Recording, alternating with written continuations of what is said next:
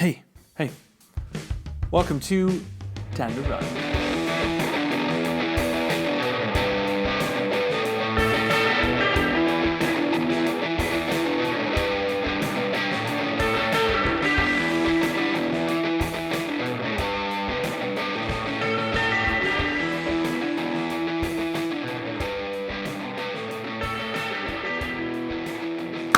Welcome to Time to Run, where we explore most things running, training, shoe buying, and the like.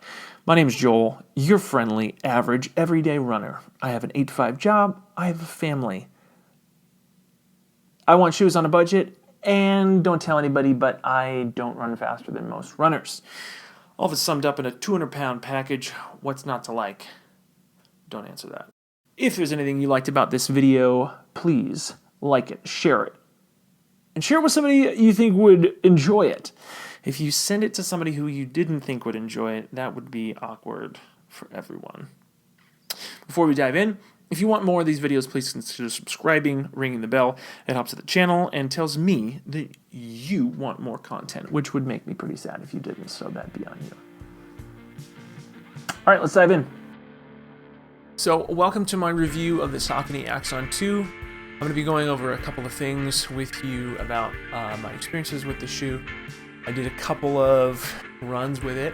I found these shoes online, got them. I know Saucony has a really good reputation. I have a pair of Saucony Endorphin Pro version 1s, and those shoes have been amazing. I did a marathon in those shoes, and a lot of my speed training.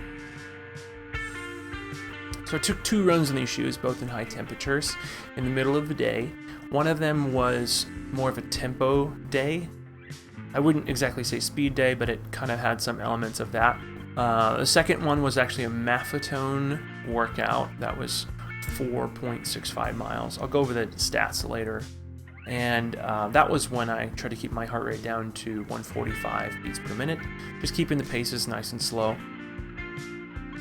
I bought these pair of shoes initially thinking that they might work well as a daily trainer. I had seen a couple reviews out there implying that they were good for daily training. I was kind of surprised by the shoes themselves. As it happens, I went online to look for some reviews of the shoe, and some people who review the shoes implied that they were actually going to be good for as a daily trainer. Before I dive into the actual review of the shoes, I'm going to go ahead and dive into some stats of the shoes first. The weight for these shoes was, at least listed on the website, was 9.6 ounces, and the grams was 272. For me, that's going to be different. I wear a size 12, so they're just slightly heavier than that. The outsole has really good rubber on it on the bottom. That should be pretty durable for a lot of miles. So in the heel, it's a 35 millimeter stack height for that, and then it goes down to 31 millimeters in the forefoot, which gives you about a 4 millimeter offset. This is a neutral shoe. During my experience of running with them, I felt that was pretty applicable. I wouldn't say that there was any foot fatigue, any sort of hot spots, anything like that. The specific color I got was the Visi Gold, Visi Red. It's a very nice looking shoe. The upper is very soft. It has a lot of give, but not too much. It still makes you feel like you're pretty secure when your foot's in there and you're taking those strides pretty quickly. And during the experience of the run, I felt very secure underfoot. I didn't feel like the shoe was giving me any sort of issues. I didn't feel like my toe, my pinky toe specifically, was going over the edge of the midsole cushioning at all, which is really good for me because there are some shoes that I've experienced that in, and it makes you feel a little disoriented. This shoe does not give you any of that feeling. So the design itself was really great. It's a very good design. It looks pretty much exactly like the Endorphin Pros, the Endorphin Speeds. It looks very similar to the Tempest. It's just been released. I felt like the shoe was very light. I felt like there was not much that I was worried about as far as being able to pick up my feet. It was not a heavy shoe whatsoever. The best feature about the shoe that I loved, absolutely loved, and very, very much was impressed by, was the fact that when you were rolling forward with the shoe was giving you exactly what you would want for a speed day or intervals or something, anything like that. It was very helpful in getting you up to those tempos, those paces that you would want to do for speed days. So in the first run, like I said, I did it at like a tempo pace. I went out for my first mile warm-up, and incidentally, I was finding myself, I was going a little bit too fast, so my watch was notifying me, you're not within your warm-up paces. I slowed it back down, and that was pretty surprising. Normally in the Saucony Endorphin Pros, there's not often that I'm finding myself necessarily going too much over my paces during a warm-up. So if that's an indicator to you, for me it was an indicator that this is a really good shoe for sure. Speed days, heel repeats, if you're wanting to just pick up the pace during like a several mile run, whatever it is, this shoe will definitely get you there. So for the second run I did in the Axon 2s, I did a Maffetone run. So heart-based, keeping it at or under 145 beats per minute. Temperatures were pretty hot. I think it was 84 degrees. I looked at it, and the humidity was 30% humidity, so I think 29 degrees Celsius would be the temperatures.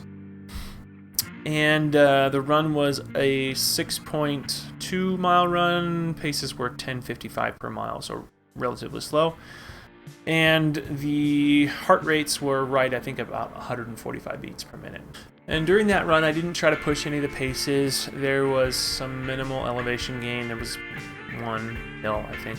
And as far as the run went, it was just a simple flat run. No nonsense, not a big deal. It was all on pavement. So my main takeaway from both of these runs, for me, it was indicating that this is not really a daily trainer. They are more designed for if you're going to do tempo runs. You can even do high short distance runs, so like 10 milers, 11 milers, 12 miles. You can go probably in middle distance. I probably, for my size, I'm about 200 pounds, maybe 205, give or take.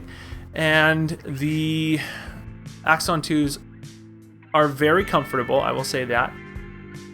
But I probably wouldn't use them any distance over a half marathon.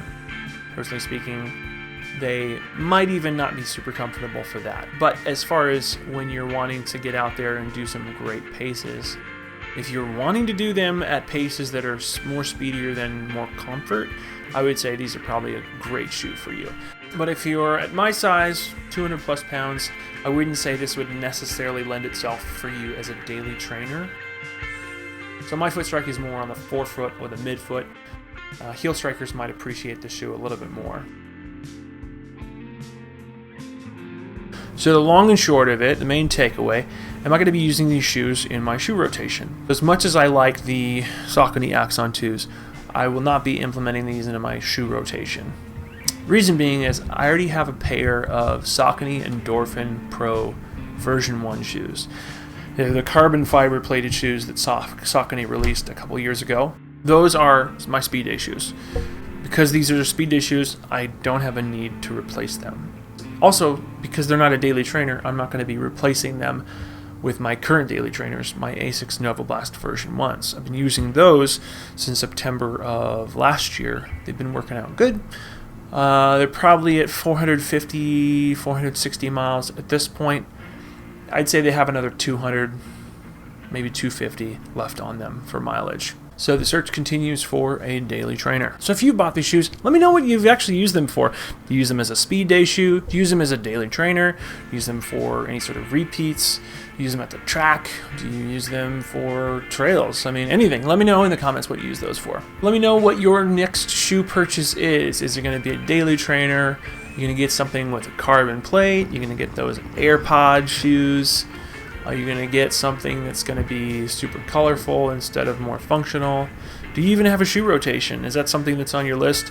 Do you just want one of those all-around, can-do-everything sort of Swiss Army knife shoes? So let me know in the comments below, and I'd love to talk to you about that. Before I end this video, please make sure you like, share, and subscribe.